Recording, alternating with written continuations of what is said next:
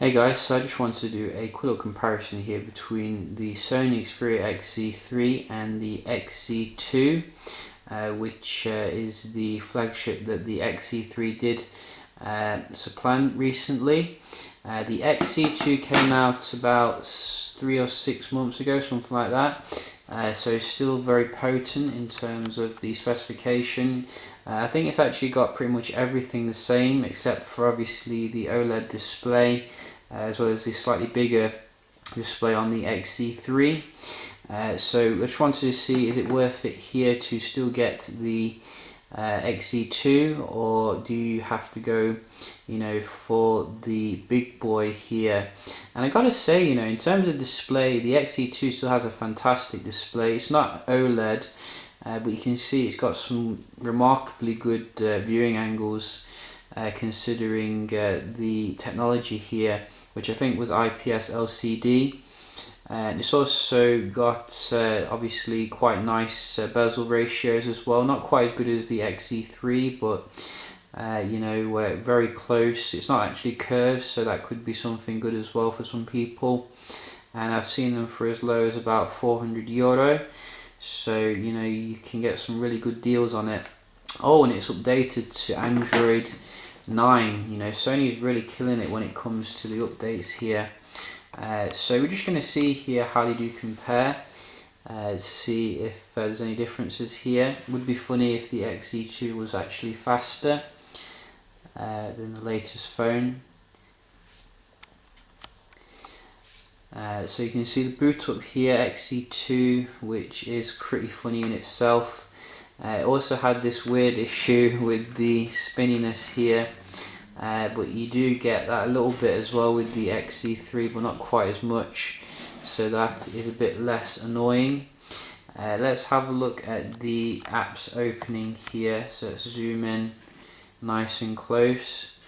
So we do have, that's a bit too close, and we do have this Guardian.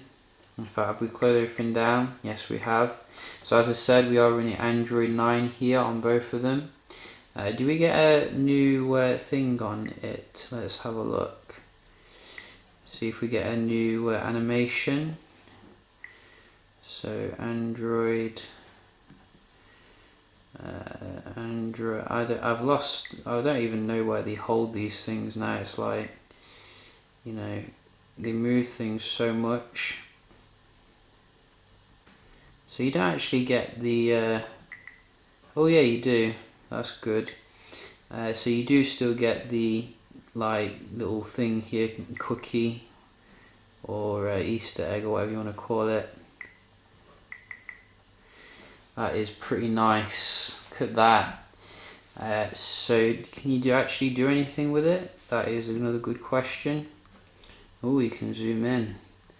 That is a little bit trippy, isn't it? Look at that. Wow. Awesome. So let's not get sidetracked. Let's see how they do compare.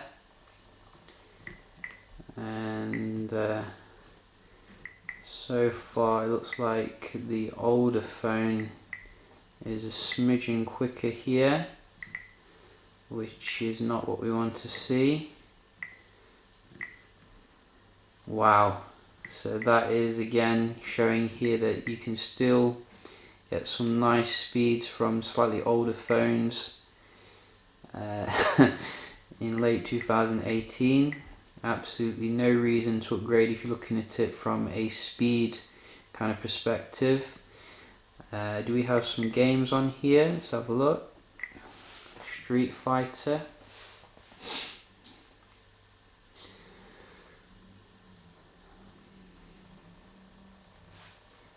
So you can see the screen is remarkably good here. They are both on vibrant or vivid display, so you get some nice colours on both of them.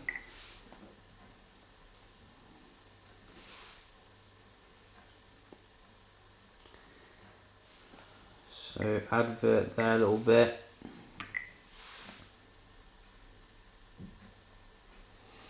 But if you ask me, it's looking like the XZ2 is actually winning here. which is really weird. I saw this with another phone as well recently. What phone was it? There's another phone that we recently looked at. The older phone was faster. So maybe this like OLED technology takes some toll when it comes to the raw kind of speed. So I look at the multitasking here.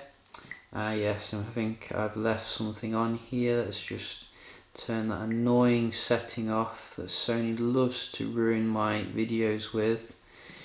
And here, this one, there we go. So just try some multitasking. It's also off on this one.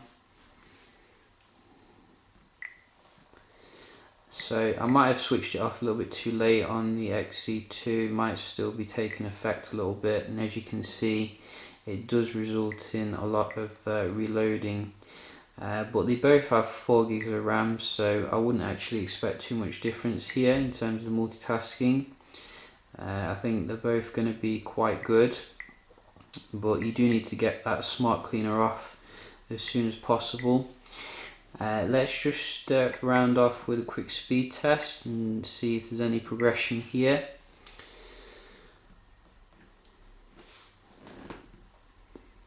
Yeah, that's great. No one reads that. And let's go. They're both on the same one. So what are the differences? I think the camera is pretty much the same as well, 19 megapixel, or is it 40 megapixel now on the Sony XZ3? I think it's actually 40. That could be actually an improvement, but the XZ2 was pretty good overall. It was a little bit weak in terms of low light compared to some other phones, but better than recent years. I think this has been the year that we've seen the most improvement when it comes to low light from Sony. And you can see here in terms of the Wi-Fi, nice performance from the XZ2. Can't quite meet the XZ3, but I mean, you're not going to complain at that. That is fantastic. So, you know, I'd definitely still, you know, consider the XZ2 here if you're looking for a high-end phone. I think there are some, you know, compromises here and there.